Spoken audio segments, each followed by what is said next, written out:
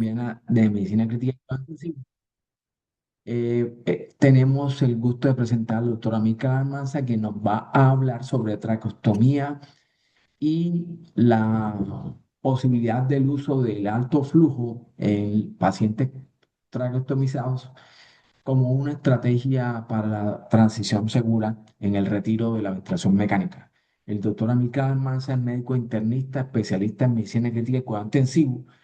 y ejerce cuidado intensivo en el momento en gestión salud en la ciudad de Cartagena. Muchas gracias, doctor Amílcar, por su valiosa participación, que también hace a nombre del Comité de Neumología Crítica de la AMSI. Buenos días. Buenos días, profe. Muchas gracias por la presentación. Y bueno, hoy vamos a hablar de este tema que realmente viene con una evidencia en construcción. Realmente no es hasta ahora un grueso de evidencia y pues más adelante mostraré algunas cosas de lo que se viene en cánulas en oxígeno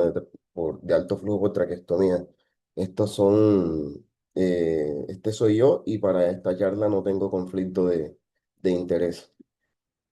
Esta es la agenda que vamos a seguir hoy y vamos a mirar desde el problema de la falla ventilatoria hasta mirar si podemos hacer una propuesta de protocolo para hacer una futura investigación en este sentido. Y lo primero que nos vamos a encontrar a nosotros es que cuando nosotros nos enfrentamos a un paciente que cualquiera que sea la causa genera falla ventilatoria y requiere intubación orotraqueal, lo que nosotros tenemos que mirar es que primero tenemos algunas opciones que podemos utilizar para prevenir que el paciente no caiga en ventilación mecánica. Una vez el paciente en ventilación mecánica, vamos a tener alguna evidencia de estudios clínicos que nos pueden generar para nosotros poder manejar los pacientes en ventilación mecánica, pero creemos en este momento que estos estudios clínicos se están quedando cortos, dado que debemos medir, hay unas cosas que debemos medir que algunos de estos, valga la redundancia, no tienen dentro de sus ítems la medición de algunos parámetros como la viscoelasticidad pulmonar que nos permitan a nosotros pues hacer una mejor micromecánica ventilatoria y hacer un menor daño a pesar de sus recomendaciones. Y un tema que sería para una charla completa es cómo pasar de la ventilación mecánica controlada a esto que se llama la fase de transición hacia el destete de la ventilación, en la cual ya hay algunas propuestas en lo que nosotros debemos medir para tratar y poder evitar algunas consecuencias que pueden ser deleterias para el paciente y poder hacer un tránsito rápido hacia la extubación, hacia la prueba de respiración espontánea y la extubación. Esta ventilación mecánica se puede prolongar y se puede prolongar por diferentes factores, y estos son 12 factores al pie de la cama que pueden prolongar, producir debilidad en los pacientes y pueden prolongar la ventilación mecánica, pero estos factores los podemos dividir entre factores potenciales, factores relacionados con la unidad de cuidados intensivos y algunas persistencias de los pacientes que nos pueden llevar a esto que conocemos como la debilidad adquirida en cuidados intensivos y en los cuales esto no lo podemos prevenir, esto lo podemos hacer para tratar y esto podemos hacer algunas intervenciones que nos ayuden en la unidad de cuidados intensivos en estabilizar a los pacientes, hacer un protocolo de movilidad temprana y estos protocolos de movilidad temprana han demostrado que cuando los aplicamos de una forma adecuada podemos disminuir esa debilidad adquirida en cuidados intensivos y evitar que nuestro paciente en ventilación mecánica se prolongue por debilidad diafragmática. Cuando hablamos de las pruebas de respiración espontánea, la más estudiada ha sido la prueba de respiración eh, superficial, pero miren que ya se venía construyendo una evidencia en que nosotros deberíamos medir algo más y ese algo más es la potencia diafragmática para evaluar que tuviéramos un parámetro que nos dijera que el músculo diafragmático estaba bien y que nuestro paciente iba a fallar. Cuando no podemos estubar a los pacientes y no podemos utilizar estas cosas que han demostrado y tienen bastante evidencia en que nos pueden disminuir las reintubaciones en el destete ventilatorio, a nuestro paciente les queda este camino que es la traqueostomía. Y la traqueostomía presenta varios problemas. Primero que antes mostrar que las indicaciones de traqueostomía son por intubación prolongada, por facilitación del soporte ventilador, mejorar la higiene, algunas que son secundarias a patologías obstructivas y algunas que son secundarias a patologías asociadas a la traqueostomía, que por solo la patología probablemente el paciente puede requerirla en algún momento para el retiro de la ventilación mecánica, pero de los problemas que nosotros nos encontramos es que todavía no nos hemos podido poner de acuerdo en cuál es el día o cuál es el mejor día para nosotros realizar una prueba de una traqueostomía. Y fíjense que esta primera publicación nos muestra que alrededor del día 12 nosotros debemos estar tomando la decisión de hacer o de tomar la decisión de hacer la realización de la traqueostomía. Pero fíjense que cuando nosotros comparamos países como España en un extremo y como Argentina en el otro extremo, vemos que los españoles, si bien toman la decisión mucho más temprano y tienen una tasa de traqueostomía mucho más altas en comparación con Argentina, que es el extremo inferior en esta comparación, cuando nosotros miramos cuáles son los días, ¿verdad? O el promedio de días en los cuales se toma la decisión, vemos que por encima del día 15 es que cualquiera de estos países está tomando la decisión de la realización del procedimiento quirúrgico para el retiro de la ventilación mecánica. Sin embargo, pues en la temporalidad no ha podido demostrar que esto tenga alguna evidencia en términos de mortalidad. ¿Hay alguna evidencia en que puede disminuir los eventos totales de neumonía? Esto confirma que este estudio del 2024 confirma lo de no la reducción de la mortalidad, tampoco hay reducción en los días de ventilación mecánica, pero sí una reducción en la estancia hospitalaria y en el retiro temprano de pacientes de la unidad de cuidados intensivos, sobre todo en los pacientes neurocríticos. Por eso, ante tantos días, una propuesta que les traemos sería que la pensáramos al día 11 y estuviéramos tratando de hacerla más o menos al día 14, pero si mi paciente no tiene una urgencia, porque la traqueostomía no es un procedimiento urgente por el impacto que no ha demostrado ningún impacto en términos de reducción de la mortalidad ni de ventilación mecánica, podemos estar prolongándola hasta el día 20 para tener como un esquema en qué momento realizar y pensar la realización de la traqueostomía. Siempre, ahora bien, ¿por qué el oxígeno de alto flujo por traqueostomía puede funcionar a la hora de nosotros tener ese paciente del retiro de la traqueostomía difícil? Si hacemos una comparación, vemos que este es el tema de FIO2 en los pacientes con cánula nasal de alto flujo, en los cuales no se ha podido demostrar que nosotros tengamos una forma fehaciente de cálculo de FIO2 y por eso seguimos teniendo la FIO2 como para buscar una saturación de oxígeno que para los pacientes con EPOC es de 88 a 92 y para el resto de pacientes con un límite superior de 96. Vemos en esta publicación, que es la guía de soporte ventilatorio no invasivo de 2025, en los cuales sí tenemos que tener, tanto para la ventilación mecánica no invasiva, un parámetro de flujo y unos parámetros de temperatura y también unos parámetros de parámetros ventilatorios para tratar de mejorar a los pacientes y eso va a depender del modo ventilatorio que escojamos y la patología del paciente y que tanto se acople. Para el CPAP por Helmet también tenemos unos parámetros de flujo y de temperatura y para la cánula nasal de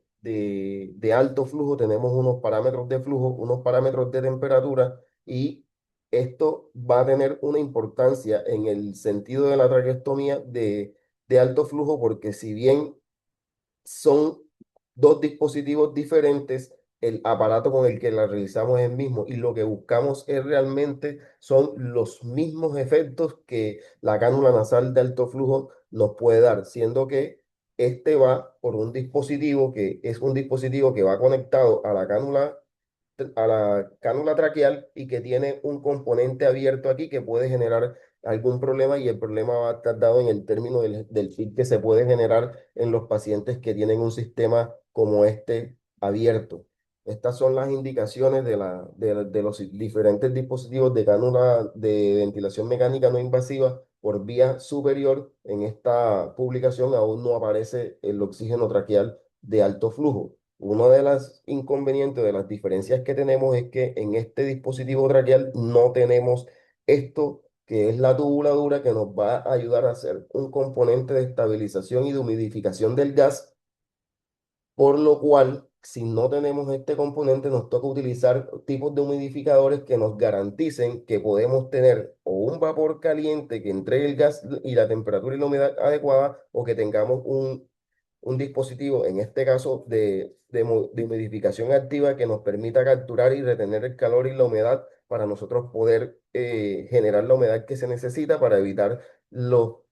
cosas como estas, que son efectos fisiológicos de la humidificación que nos van a ayudar a mejorar la movilización del moco, preservar la motilidad axilar, reducir la viscosidad del moco y reducir las respuestas broncoespásticas que se puedan producir. Y esto tiene una importancia porque cuando nosotros miramos esta clasificación, que es la clasificación de McCluskey, donde nosotros miramos los grados de moco que nosotros debemos tener, la idea es que nuestro paciente se mantenga en un grado 1 de mucosidad para saber que el paciente tiene una mucosa estable y sin características infecciosas, porque aparentemente pues nosotros no le damos el grado de importancia que esto se merece. Y fíjense que cuando nosotros avanzamos en las características de el esputo, de un esputo de grado 1 a un esputo de grado 3 o grado 4, en esta publicación vemos que cuando tenemos características o cambios en la coloración del esputo, vamos a tener estas tres cosas que son las exacerbaciones, para pacientes con EPOC, la disminución de la función pulmonar, y esto incrementa la mortalidad. Y esto también pasa en nuestros pacientes que se encuentran en ventilación mecánica, bien sea por vía superior o por vía inferior. Y cuando hablamos de cánula nasal de oxígeno nasal de alto flujo por traqueostomía, vemos que además de la temperatura, necesitamos una humedad. Y en esta publicación vemos que se puede mantener una humedad con una temperatura adecuada a diferentes niveles de volúmenes corrientes. Y cuando miramos todos los dispositivos que estuvieron en esta publicación, uno de los dispositivos que nosotros tenemos en este momento con disponibilidad para la administración de este oxígeno traqueal de alto flujo tiene una buena estabilidad, manteniendo una humedad por encima de 30 miligramos por litro. Y cuando a estos pacientes se le agregó oxígeno seco en el dispositivo, también estos mismos dispositivos tuvieron una buena estabilidad para seguir manteniendo la humedad, por lo cual, si lo tenemos disponible y podemos usarlo, podría ser una estrategia que nos podría ayudar. Fíjense que a diferentes temperaturas hay diferentes humedades, pero quédense con esta parte de la diapositiva, y es que nosotros tenemos que tener a nuestro paciente en la zona de confort con una humedad entre 32 a 37 grados, porque cuando tenemos temperaturas muy altas podemos incrementar el esfuerzo respiratorio, y cuando tenemos temperaturas muy bajas podemos disminuir la actividad mucociliar en nuestros pacientes, por lo cual el control de temperatura para estos dispositivos es una cosa que debemos tener muy, muy, muy presente. Y fíjense que nos ayuda a que nosotros tengamos menos procesos infecciosos. Y cuando hablamos en términos de mejoría de la oxigenación, el impacto se ha demostrado en mejoría de la oxigenación en términos de PO2 y de saturación de oxígeno. Y hasta ahora no se ha podido demostrar que estos dispositivos puedan tener algún impacto en la reducción o la disminución del CO2. Y cuando miramos y comparamos con la pieza en T a estos dispositivos en términos de mantener la humedad y la temperatura adecuada, vemos que al día 7 puede haber un cambio en la coloración en el grupo de control en comparación con el grupo de intervención, en términos de pasar de unas características del esputo de grado 1 a unas características del esputo de grado 3, con lo que ya vimos que puede incrementarse en términos de mortalidad y la disminución de la actividad pulmonar con el cambio de la coloración en los pacientes. El otro parámetro que debemos tener en cuenta es para entregar la humedad que se requiere y entregar el flujo y la temperatura que se requiere es el flujo. Y cuando comparamos flujos de 20 30 de 20 a 60 litros, vemos que si tomamos como parámetro los flujos de 20 a 30 litros como flujos bajos y flujos intermedios de 40 litros y flujos altos de 50 a 60 litros, vemos que los flujos altos son los que tienen la capacidad de mantener la humedad relativa la mayor parte del tiempo por encima de 30 miligramos por litro, que es la humedad que nosotros debemos mantener para poder tener los efectos que estos dispositivos necesitan. Y cuando comparamos en términos de impacto sobre la frecuencia respiratoria y el trabajo respiratorio, los flujos intermedios tienen un efecto variable en la frecuencia respiratoria y en el trabajo respiratorio, y los flujos que han demostrado impactar sobre el esfuerzo respiratorio del paciente son los flujos altos, que son flujos de 50 a 60 litros. ¿En cuánto tiempo podemos nosotros evaluar en términos de oxigenación y frecuencia respiratoria? Podemos evaluar estos dispositivos a los 5 minutos en términos de oxigenación, pero si queremos hacer una evaluación mucho más precisa en términos de esfuerzo respiratorio y de oxigenación, a los 15 minutos nosotros podríamos estar teniendo ya los efectos completos y las reducciones que se requieren. Pero fíjense que cuando nosotros hablamos de estos flujos y comparamos a diferentes litros, vemos que los seguimos con evidencia que los flujos por encima de 50 litros son los que nos pueden hacer una mejoría en la oxigenación. Esto es un efecto variable de los flujos intermedios, pero seguimos demostrando que los flujos por encima de 50 son los que pueden tener un impacto sobre el trabajo respiratorio. Y además, cuando miramos el comportamiento sobre las presiones en el sistema respiratorio, vemos que estos mismos flujos son los que pueden mejorar la presión traqueal, pueden mejorar la presión media de la vía aérea y pueden hacer esto, que es un efecto que nosotros buscamos, y es que la presión inspiratoria negativa se mantenga en un parámetro mucho más corto para tratar de que el paciente se evite el reclutamiento pulmonar, sobre todo que esto es un sistema de ventilación abierta. Y cuando miramos tanto el efecto que puede tener tanto en pulmones sanos como en pulmones dañados, miramos que tanto en las presiones inspiratorias, ¿verdad? Como en las resistencias, tanto en pulmones dañados como en pulmones sanos, puede tener el mismo efecto que nosotros queremos en términos de mejorar el trabajo respiratorio. Cuando nosotros estamos evaluando estos sistemas, y comparados con la pieza en T, miremos que cuando miramos el parámetro final en comparación con el parámetro final de la pieza en T, vemos que el oxígeno traqueal de alto flujo tiene un mejor volumen corriente, tiene una mejor relación frecuencia respiratoria, volumen corriente, mejoría en la oxigenación, y cuando evaluamos la función diafragmática, tenemos un buen efecto sobre la expulsión diafragmática, sin efectos sobre los demás parámetros de medición de la funcionalidad del diafragma. Y cuando miramos si estos dispositivos pueden generar el PIC, la importancia de mantener la presión media, la presión inspiratoria en un parámetro corto, es porque estos dispositivos hasta ahora, incluso a flujos de 60, no han demostrado producir un nivel de PIC que nos pueda ayudar a evitar ese colapso pulmonar, y el PIC que se genera es más o menos de 0,8 centímetros de agua. Por eso necesitamos que el flujo esté dentro de parámetros normales, que tenga la temperatura, el flujo adecuado, la temperatura adecuada y la humedad adecuada, para que estos dispositivos puedan entregar el oxígeno y puedan tener la mejor funcionalidad y los beneficios que estamos buscando en el paciente. Desafortunadamente, la evidencia clínica en esto es poca, y en general la evidencia clínica en términos de traqueostomía, lo que se viene generando es poco y fíjense que si bien las publicaciones vienen aumentando, sobre todo desde 2013 en adelante, todavía nos estamos quedando cortos en términos de publicaciones en dispositivos en traqueostomía y por supuesto que en dispositivos estos bastante nuevos como el oxígeno traqueal de alto flujo, también la evidencia es reducida. Por esta razón, esta publicación nos insta a que nosotros tengamos estas 10 preguntas para mirar si queremos generar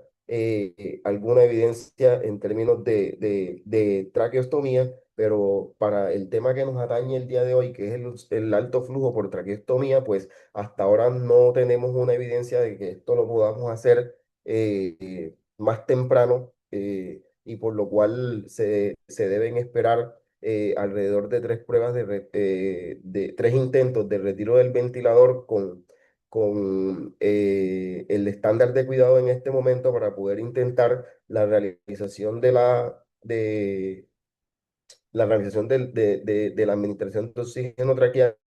de alto flujo, pero ya viene una publicación en ese término, pero fíjense que cuando nosotros utilizamos la cánula nasal de alto flujo, para el oxígeno traqueal de alto flujo para el retiro de la ventilación mecánica, vemos cómo hay una mejoría tanto en términos de oxigenación y la estabilidad que se produce en términos de oxigenación, y también tenemos una mejoría en términos de trabajo respiratorio en comparación con otros dispositivos, sobre todo con dispositivos como la pieza ENTE. Podemos tener también como objetivo que cuando entregamos bien el oxígeno tenemos en términos generales menos días para la decanulación en pacientes con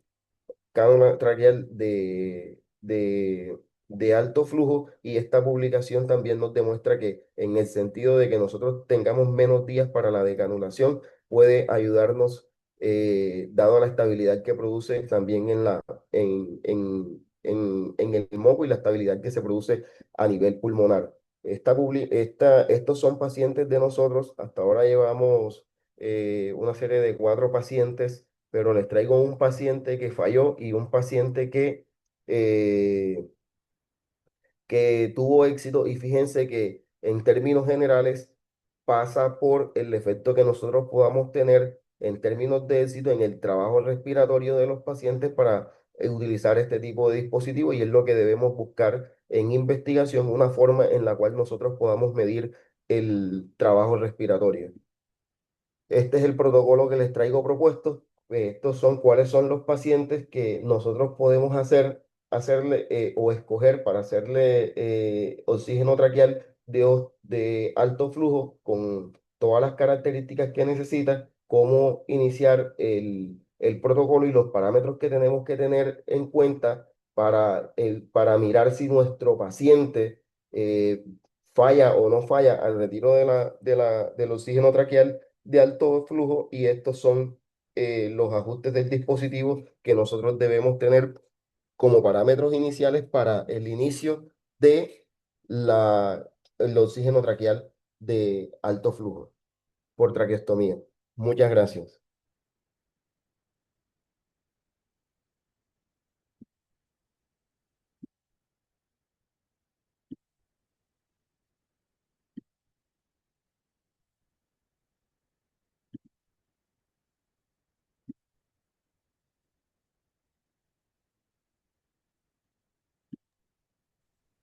Gracias, doctora Milcar,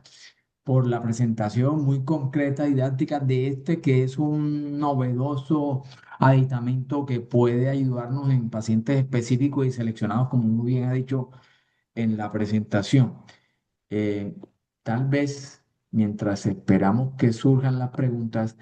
esto vale como materia o insumo para renovar la importancia de cosas que a veces no consideramos pertinentes, como es la humidificación. Y una reciente publicación del doctor Gonzalo Hernández en ventilación no invasiva mostró que cuando se hacía la ventilación no invasiva con la humidificación adecuada, se lograba mejores desenlaces que con la cánula nasal de alto flujo, y que además se lograba adherencia del paciente hasta por 20 horas seguidas. Entonces, fíjense que una variable como la humidificación, que es importante en este punto de la cánula nasal de alto flujo para traqueostomía, en la cánula de alto flujo para traqueostomía, puede ser la variable que genere mejores desenlaces. No sé si hay preguntas o comentarios en el auditorio. Profe, muy buenos días con Vivi Cubillos. Buenos días, doctor Cubillo. ¿Cómo estás, Viviana? Muy bien, no, profe Amilcar, muchísimas gracias por la presentación, muy clara, pero sí es importante tener en cuenta lo que dice el profe Carmelo en términos de los beneficios de la humidificación activa. Es generar, uno, que los equipos y las tecnologías por seguridad sean equipos servocontrolados, que eviten el sobrecalentamiento realmente del sistema, porque eso vienen todos los eventos adversos, y que realmente la hidratación de la mucosa y de todo el mecanismo mucociliar para mejorar el mecanismo de defensa se busque a través de esa estabilidad y de esa humedad. Encontramos a veces en escenarios clínicos, y hoy estoy de turno, y a veces vemos que encuentra uno temperaturas de 31 grados cuando realmente eso no va a generar la estabilidad de la mucosa, no va a vencer fácilmente ni a tolerar el caudal de flujo que le estamos entregando con ese protocolo de flujo entre 50 a 60 litros por minuto, y de la importancia que se debe tener realmente dentro de esa adherencia al protocolo con la humedad, mantener temperaturas obviamente tolerables para el paciente, pero que dentro de ellas estén dentro de esa ventana de temperaturas de 34, 37, ojalá que las puedan tolerar para el caudal de flujo que se está entregando. Eso es uno de los elementos obviamente cruciales dentro de ellos. Y adicional, que lo que tú dices, el doctor Amílcar, en términos de la evidencia que encontramos en manejos de traqueostomía, definitivamente lo que buscamos a través de ese alto flujo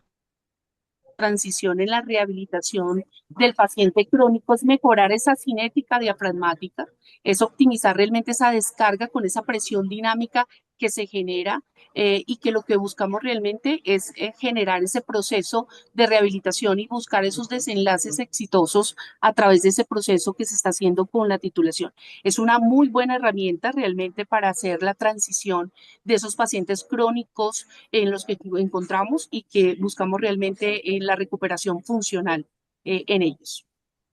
Ese es el aporte que quería darles, profe Carmen. Muchas gracias, doctora. Muchísimas Muy, gracias, Viviana. Muy al lugar. Gracias.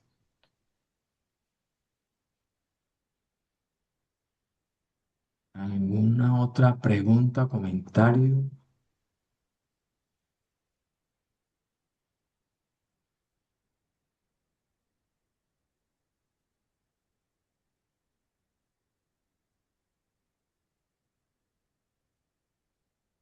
Sí, doctor, esta parece que uno no va a hacer nada.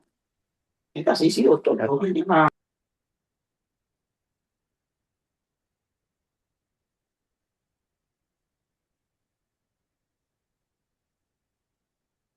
Otro aspecto clave de esta estrategia del alto flujo ofrecida en este caso por la traqueostomía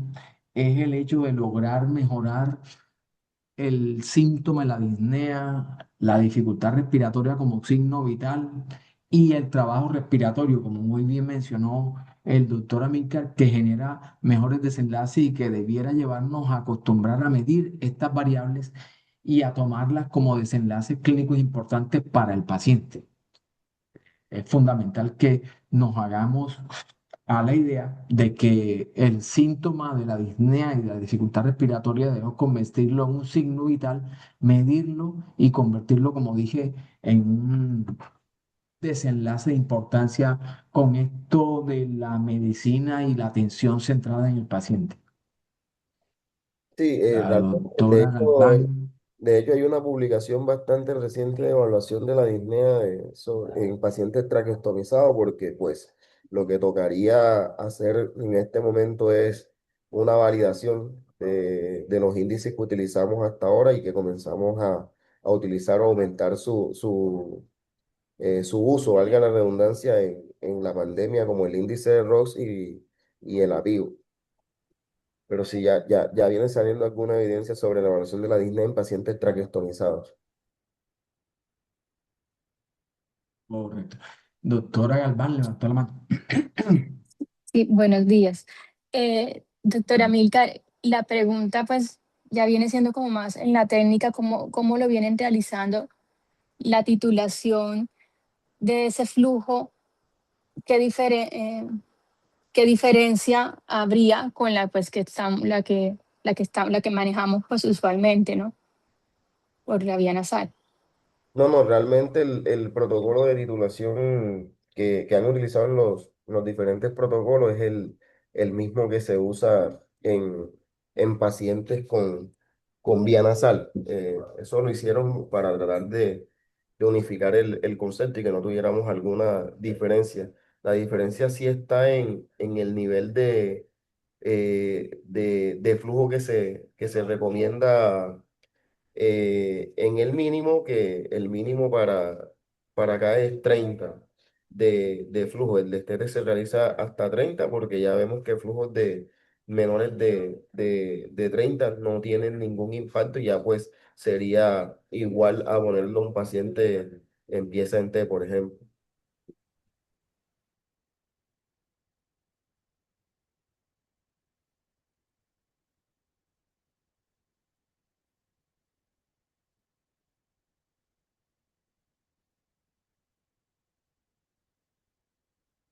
Te pregunta.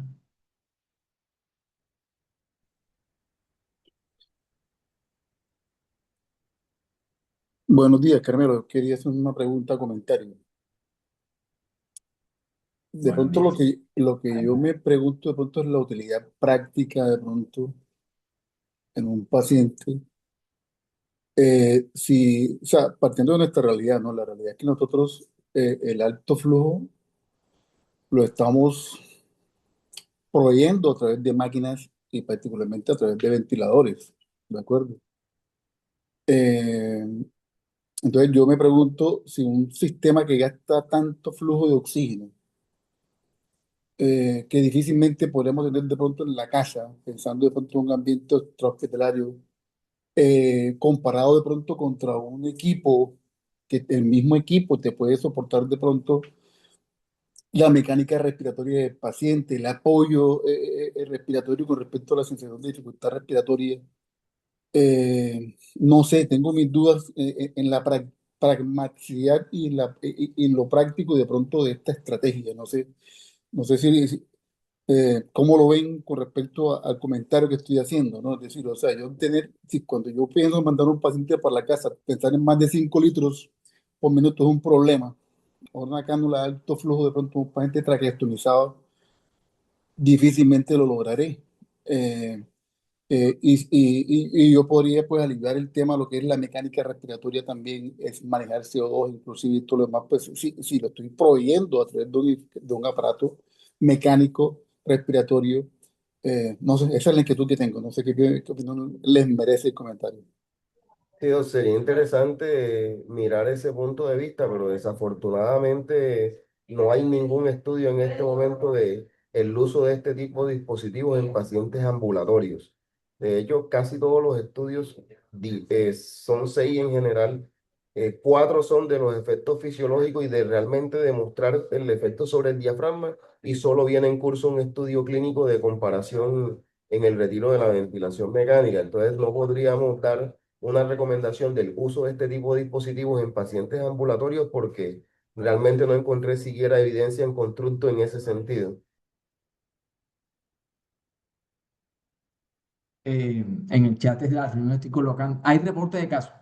un reporte de 2 casos, y ya hay la tendencia a lograr que esto se haga en la casa, obviamente en escenarios de limitación de recursos o en escenarios austeros, que es como se está mencionando ahora, estos escenarios donde no se cuenta con adecuados recursos por aspectos económicos o tecnológicos. Ya, como digo, hay posibilidad de usar esto en casa. Obviamente, eso tomará su tiempo, pero para pacientes específicos puede ayudar claramente. De hecho, hay una iniciativa de un colega argentino que tiene un dispositivo que ya me lo ha mostrado en 3 ocasiones y que está haciendo trabajos de investigación en Colombia, inclusive, en la cual está proponiendo el alto flujo por un método diferente, menos menos costoso y que ya está aprobado por el INVIMA y que podría ser empleado en casa en diversas formas, no solo como cánulas nasal de alto flujo, sino por otra vía. Pero específicamente sobre la pregunta del doctor Carvajal, sí podría emplearse y ya hay publicaciones que lo han avalado, son reportes de casos, como digo específicamente, pero puede ser empleado en casos concretos cuando surja la necesidad de mejorar, obviamente en este caso lo que se pretende es la calidad de vida del paciente y lograr su egreso de cuidado intensivo y de unidades de cuidado crónico y el paso a la casa del paciente, lo cual habría que evaluar Sí, los el reportes de caso no costo-beneficio de son estas algo en lo herramientas. que nos deberíamos basar para tomar este tipo de decisiones. Eso hay que evaluarlo de una forma diferente, por eso no se genera. Y la evidencia que se está generando es en alto flujo, pero por vía nasal. Correcto.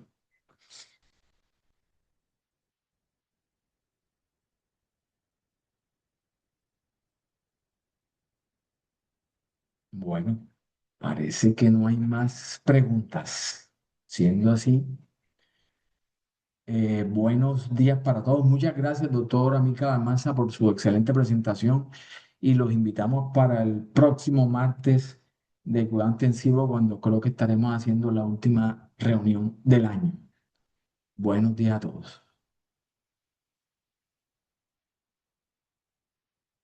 Buenos días, profe, buenos días a todos y muchas gracias por la asistencia y la invitación.